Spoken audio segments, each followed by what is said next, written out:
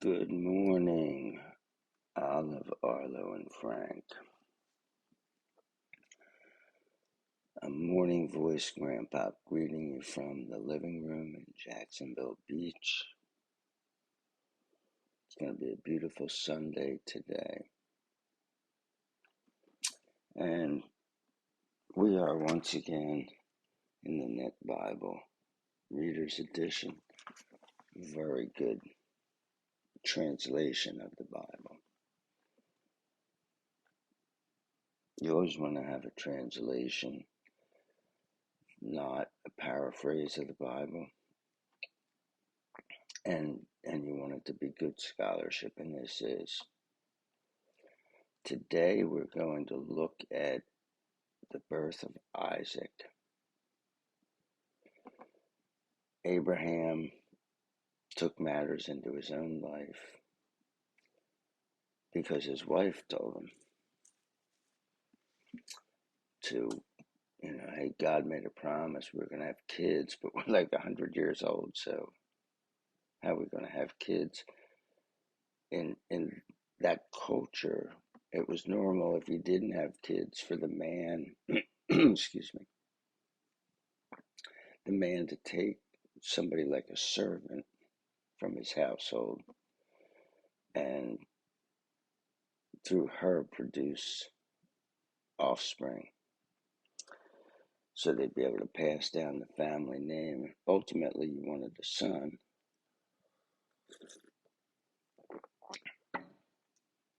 and God promised them a son, but they took matters in their own hands, and Ishmael was born through his servant Hagar. Let's jump right in.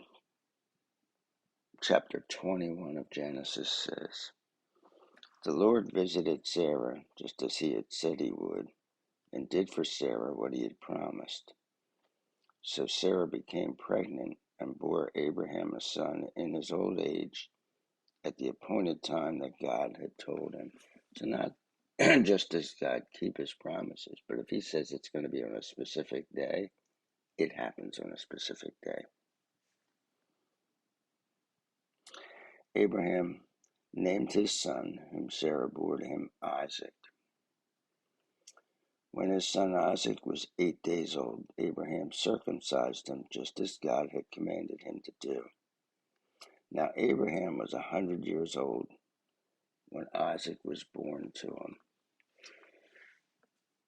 I just want to say this. For my sake and for your grandmother's sake, I hope we're not 100 years old and we have a child. It would be miraculous, but it wouldn't be a good miracle.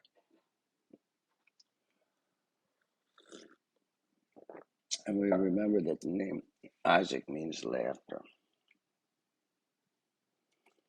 And Sarah said, "God has made me laugh. Everyone who hears about this will laugh with me." She went on to say, "Who would have said to Abraham that Sarah would nurse children?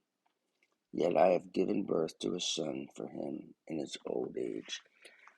So not only did she give birth miraculously, but she can nurse the child, breastfeed the child.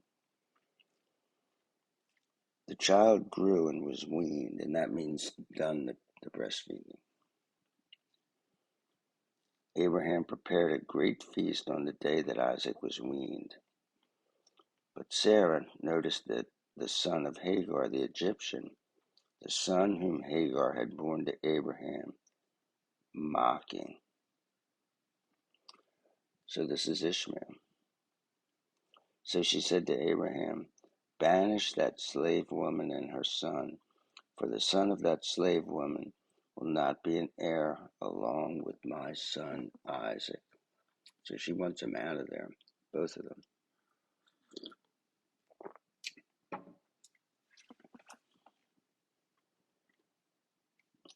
Sarah's demand displeased Abraham greatly because Ishmael was his son. So Ishmael isn't Sarah's son. She doesn't care. But Abraham does, and he loves Ishmael. Do not be upset about the boy. But God said to Abraham, do not be upset about the boy or your slave wife. Do all that Sarah is telling you, because through Isaac your descendants will be counted. But I will also make the son of the slave wife into a great nation, for he is your descendant too.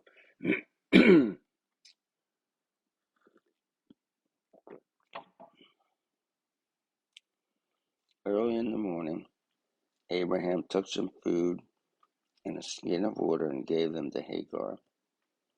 He put them on her shoulders, gave her the child, and sent her away. So she went wandering aimlessly through the wilderness of Beersheba. When the water in the skin was gone, she shoved the child under one of the shrubs. Then she went and sat down by herself across from him at quite a distance, about a bow shot away, for she thought, I refuse to watch the child die. So she sat across from him and wept uncontrollably. What I could never understand about this is there's a well in Beersheba. I guess she couldn't move the stone. Wells are a little different there than what we think about wells here in the United States. So it's dug deep down like any kind of well, but then they put a stone over it, and they have to move that stone because you don't want somebody to come up and put poison in your well. Or also like animals could try to get in there to get some water, and then they would die because they can't get out, and it would mess up your water.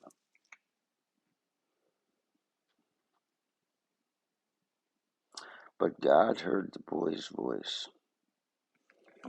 So that's interesting. She's the one crying, but he hears the little boy's voice. The angel of God called to Hagar from heaven and asked her, what is the matter, Hagar? Don't be afraid, for God has heard the boy's voice right where he is crying. Get up, help the boy up, and hold him by the hand, for I will make him into a great nation. Then God enabled Hagar to see a well of water. She went over and filled the skin with water, and then gave the boy a drink. So I don't know why she couldn't see it. And now that I think about it, maybe it was just that she hadn't gotten to it yet. So that answers that for me. I never understood why. Like, oh, I can't see it. Oh, now I can. Although God can do anything.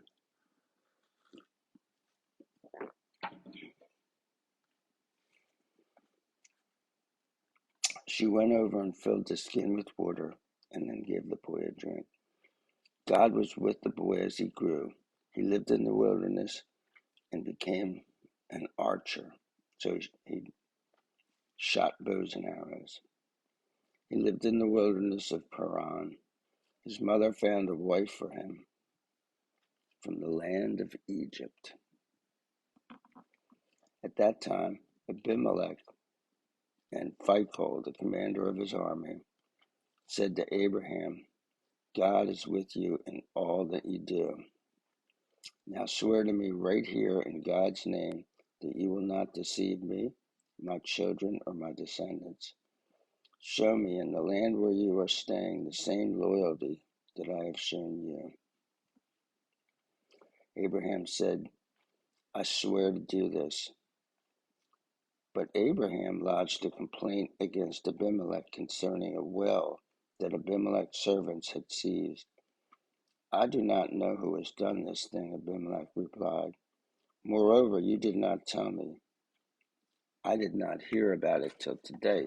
So he's like, listen, Abe, you should have told me.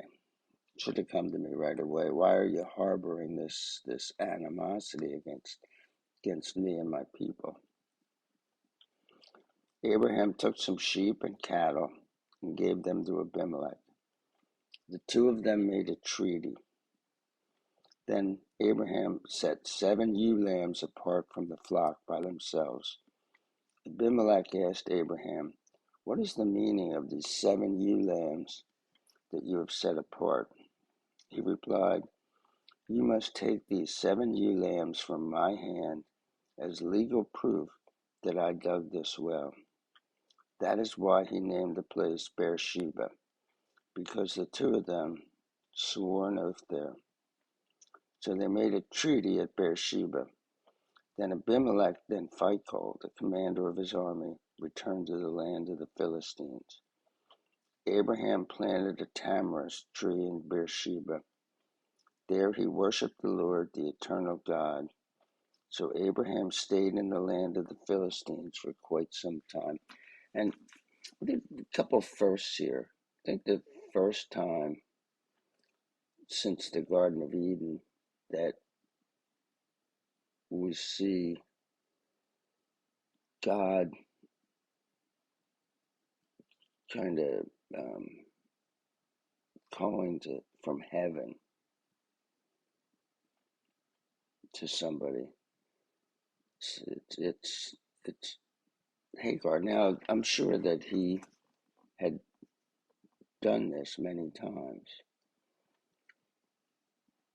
but the Bible wants you to be really, really certain that even if you're not from the line of the Jews through Abraham, Isaac, and Jacob, and I'm not, and you're not. If you're my grandchildren, you're not. That he loves you, and he'll talk to you, and he'll take care of you.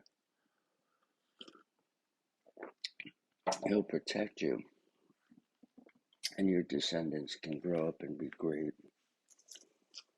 So, next time we're going to look at the Akedah. The Akedah is the sacrifice of Isaac. Abraham was 100 years old. Finally, this child's born, and at some point in time, we think that Isaac was about 30 years old when this happened. So Abraham was 130. He was a full-grown man. God says, "Okay, now I want you to kill him. I want you to sacrifice him to me." Think about that. Oh, don't worry, there's a happy ending. Spoiler alert.